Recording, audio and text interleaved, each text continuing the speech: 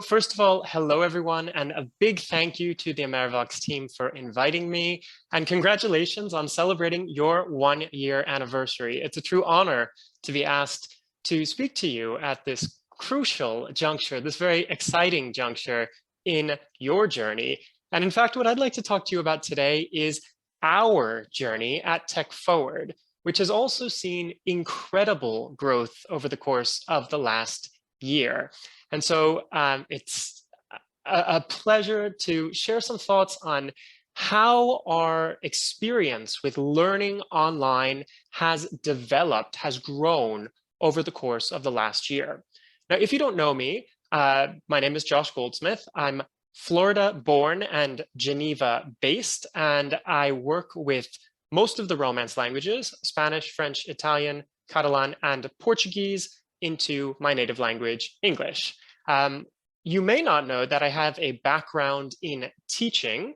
I actually did a master's degree in teaching of foreign languages, and I think you probably do know that I am a big tech geek.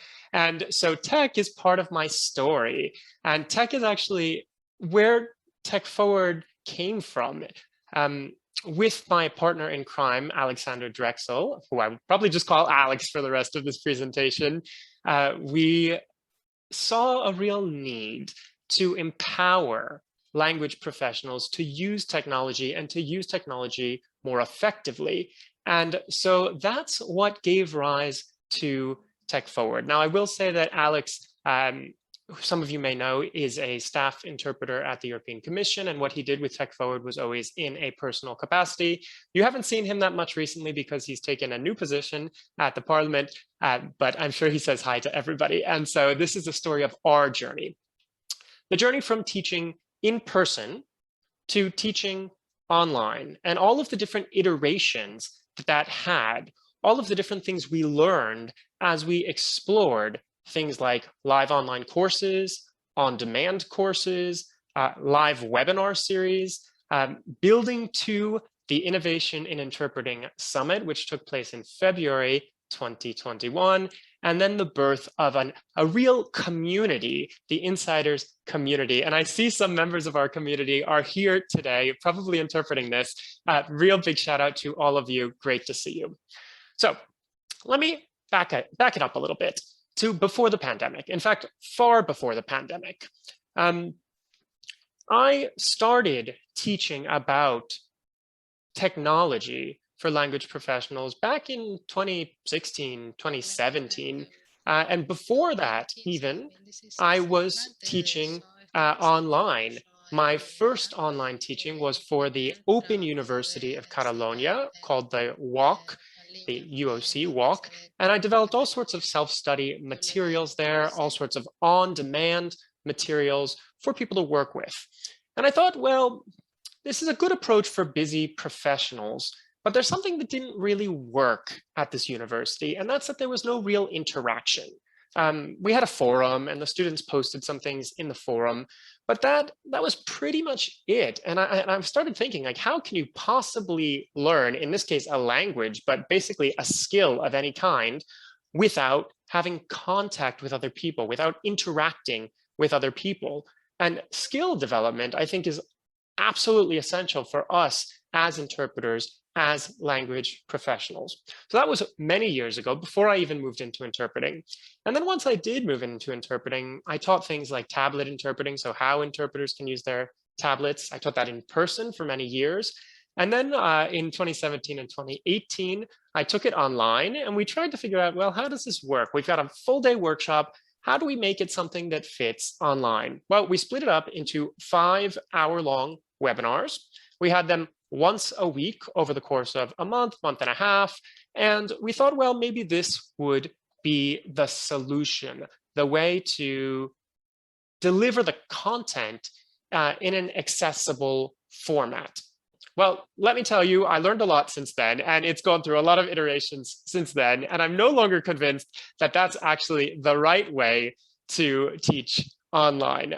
And there are a few reasons for that. First of all, it's like me talking for an hour. I try to make it interactive. Some of you who've been to my webinars will know I will actually have breakout sessions where people do things, and Nevertheless, though, it's hard to develop a skill in that kind of setting. So Alex and I started thinking, well, what is the way to work on skill development in an online setting, while also boosting access, so ensuring that more people could actually take advantage of what we were teaching? And we said, well, why don't we try building an on-demand course? Now, what does that mean? An on-demand course is a course that you can go do at any point, anytime, any day, night, 24/7, 365. It's always there, regardless of the time zone that you're in. You can go work through this course. And so we said, all right, let's give it a shot. We started researching the right tools, an online learning platform. We found one, and we developed a very, very introductory course about tablets for wordsmiths. And it was called Tablets for Wordsmiths. And I'm going to start sharing my screen now because I've got lots to show you over the course of this talk. All right. Here we go. So that was it. This is the iPad version, iPad for Wordsmiths, 5 tried and tested tips to boost your productivity. But there were versions for, we've actually since developed versions for Android users and for Windows users, and they actually cover slightly different tips, all of them trying to lay the groundwork. And we actually did some research on this. You heard in the introduction that I have an academic slant as well, an academic background. And so I did a study on this first on-demand course. It's actually just been published because academia takes a long time to go through peer review and get things published. And we were trying to see, can you do online skill development? And more or less the answer was that yes, it is possible in theory to develop skills in this context. And the very interesting thing we discovered is that busy professionals really like having bite-sized chunks of content. So all of our online courses are a series of videos, very short videos, 3 minutes, 5 minutes. And the idea is that you can work through them multiple times if you need to. Actually, that was one of the questions in the research was how many times did you watch the video? And often you will need to watch it more than once to develop the skill, to practice along with it. And the thing is that, well, you can watch it from your home, you can watch it during your half hour off in the booth or during a coffee break or something like that, since it's such a bite-sized chunk of information. And then you can work to develop that skill.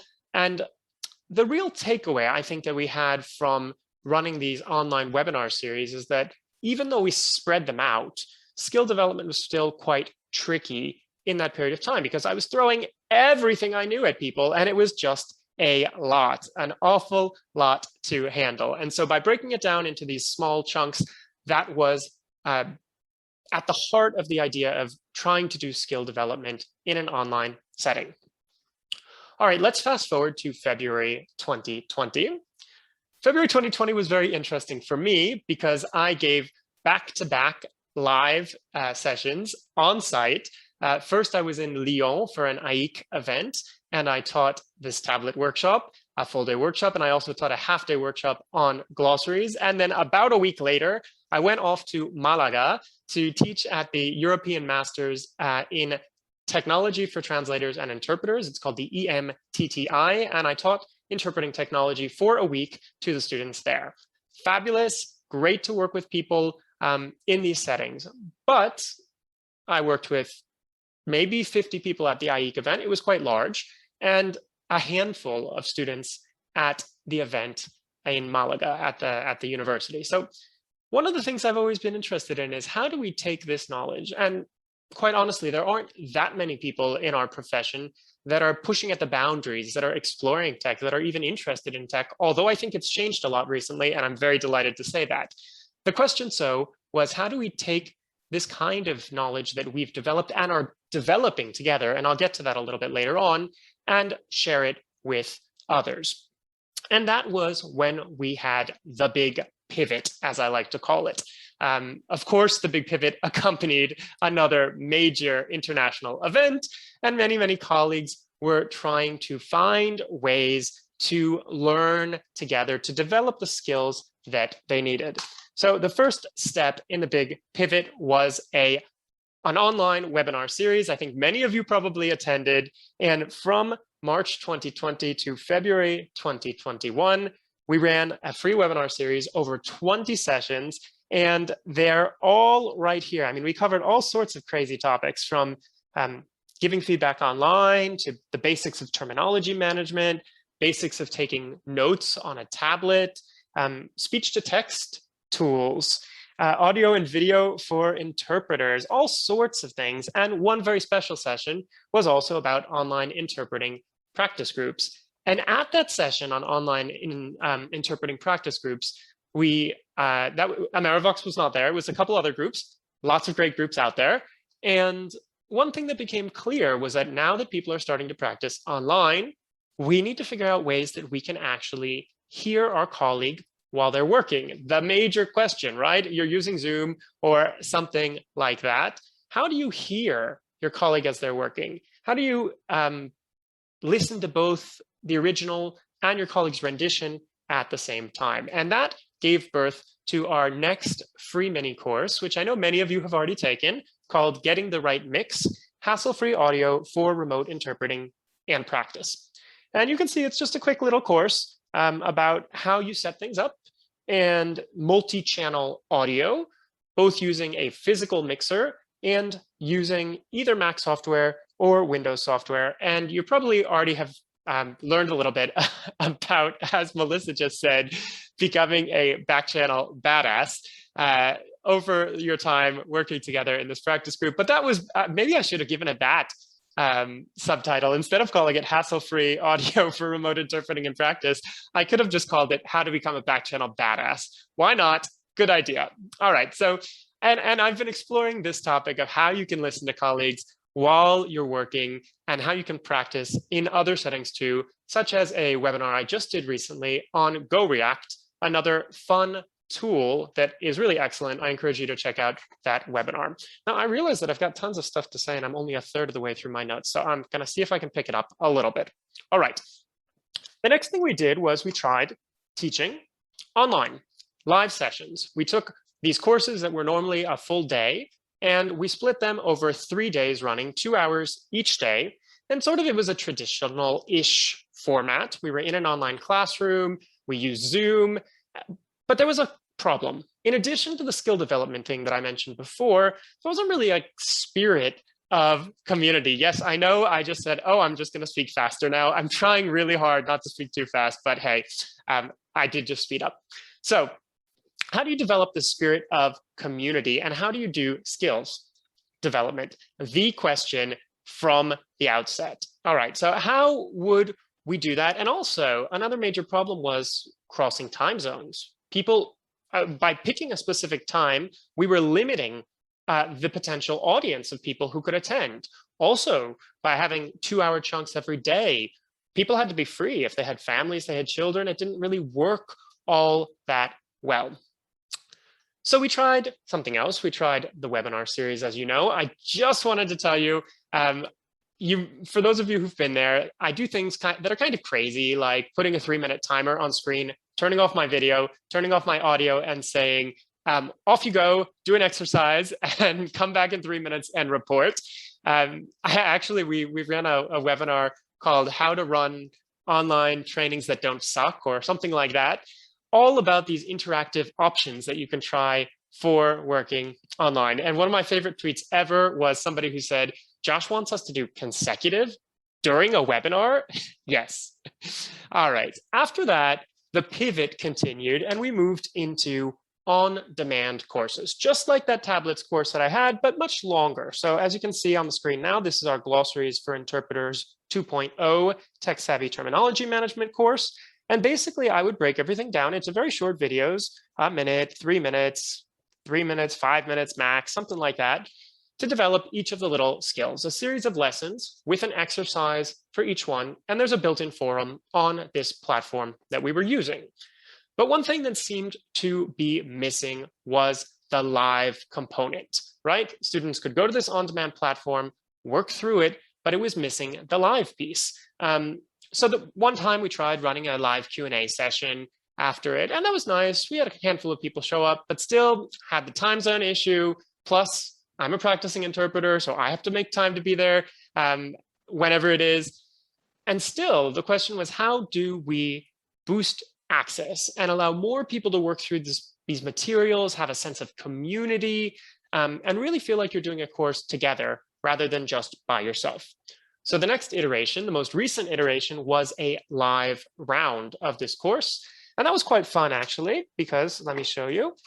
I actually set up this platform, a community platform, much more dynamic forum, and put videos on it, and people interacted and shared comments. You can see right here, right? We had a long discussion about different tools and finding problems that students faced. And actually, those would give rise to really cool initiatives, which I'm going to talk about in a minute. So one thing that I tried was this online forum. And another thing that I tried was offering office hours. Now, by office hours, I mean that I would use an app, basically like a walkie-talkie app, to interact with students, and they could ask me questions at any time, and literally from 9 o'clock my time to 6 o'clock my time. The idea being, well, then people in all time zones will have some chunk of time when they can interact and have their questions answered. It's really cool, by the way, because people record a message and then I record an answer and we can go back and forth. And actually, because you're speaking, it's more off the cuff. It's not as formal as having to write things down in a forum. You can really think out loud and explore things. And that's something really, really neat that I've discovered in my quest to find ways to make online learning accessible. Okay, I'll skip this bit. So I loved this feeling of community, the people coming together, working together, and also trying to achieve a clear goal. At the end of the course, our plan was for everyone to have picked a tool for glossary building and everyone to have built at least one glossary and to have gotten feedback on it. And because we were on that journey together, we were able to achieve that. Now, all of this was me and Alex sharing our knowledge, but there's a lot more knowledge out there. And I'd always had a dream to put on a conference. It didn't have to be online, but a conference for interpreters about technology. Nothing like it existed. And that dream came to fruition in the form of the Innovation in Interpreting Summit, where we had 25 plus speakers joining us from all across the world, speaking on all different topics. Now, one thing that was quite cool about this was that we just threw the traditional conference model out the window. We said, let's try something else. Let's redesign the conference experience. Why should this talk be at 9 and this talk be at 10 and this talk be at 11 and these talks be parallel? That doesn't really fit. Like, what if there's a talk you're not interested in? What if you're working at that time? What if you have an interpreting assignment? What if you have parenting or caregiving responsibilities? Also, why are conference talks all at least half an hour long? I mean, come on. There's an awful lot of blather, and there's very little actionable things to take away. And so we wanted to do something that was truly actionable. And just one little initiative I tried that I've been doing since then was I make my talks short. And at a certain point, I say, all right, pause the video right here and then do an exercise. And when you're done, unpause the video and keep going. And I actually built a worksheet with various activities that said, all right, at this point, do activity 1. At this point, do activity 2. Yes. I think it's another way of shaking up how things work and making content accessible to more and more people. So each person has the time they need to go through the activities. One other thing that was really fabulous about this summit is that we had online networking sessions and online co-working sessions, and we tried to do things that maybe you don't even do online or you've never considered it. We tried to take the best things out of a traditional conference and bring them there. And it was fabulous. And I saw so many people making connections and friendships that really lasted. And that gave rise to sort of the crowning piece of this journey for me, which was trying to figure out how we can create a permanent space for continuing to learn together, a community of people learning together. And so what grew out of that was the Tech Forward Insiders community. It has a forum that I feed with questions every week, but not just me. This is the really cool thing. A question of the week to sort of kick off a conversation, right? So what are you doing for International Translation Day? Or can you record a short video for this workshop? Or language spotlight. What's surprising about your language or this language and how it's different from yours? And all of these things help us to become an online community, to work together, to have this sense of belonging. As you can see, it really has taken a life of its own, and people, including people who are on this call today, have been posting questions and starting conversations, and really fabulous initiatives have come out of it. Now, we tried some crazy things too, like doing a watch party, watching a pre-recorded video and building a lesson around it to explore it, having guest experts come for question and answer sessions, and also iterating on co-working and networking, learning things as we've done it. So for example, I learned that people co-work more effectively if they have their cameras on. You can have your sound muted, of course, but if there's that other person who just sees that you're working at your screen, it actually encourages you to do more work. I learned for networking that one thing we recently did was speed networking. Actually, just a few days ago, we did speed networking. And we discovered that the sweet spot in timing is 6 minutes with one partner. That gives space for each person to speak and exchange ideas and get to know each other. And also I learned sort of about giving guidelines to people to make sure everyone could speak. Now, I just wanted to sort of, in wrapping up, say I'm very proud of some of the things that have come out of this, like this practice group for Asian languages. Just like AmeriVox, there's a group that is being developed as we speak to allow those who work with Asian languages to have a space to work together. It's really, really exciting. And there have been other wonderful pop-up groups and videos that I don't have time to talk about. I did want to say that some of the new videos that I've been developing on the YouTube channel for Tech Forward, like how to create a professional background like this one for your calls, or how to zoom your camera for calls, those all came out of questions from the group, and you've got the links on the handout. And I was just so pleased that at the end of, don't have time to show you all this, at the end of the last session, people said it feels like a family. And I think AmeriVox probably feels the same way. A group of people coming together to learn together, to grow together, to explore and keep learning. Now, I know I've gone for 22 minutes, but I just want to end with a quick plug. You've got it on the bottom of your sheet, but if this sounds fun, if you want to join the Insiders family, it would be great to have you there. And I've got a little discount for you in the code. So you're welcome to do that. And finally, I'm speaking to interpreters, I know, but many of us, in addition to interpreting, also do some translation. And the summit was so much fun that we've decided to do it again for the translation community. This is coming up in under 10 days time, and it's got a free ticket too, or an inexpensive upgrade if you want to have 12 months access and lots of other fun live sessions. So check it out. And on that note, I will conclude by saying this period has thrown us curveballs, given us challenges, but also opened the door for us to be creative, to explore, to meet new people, to meet new colleagues from all across the world, to develop new communities, and to keep learning and growing. And that's, for me, what the beauty of our profession is. And it's a real honor to be on this journey together with all of you. So thank you very much.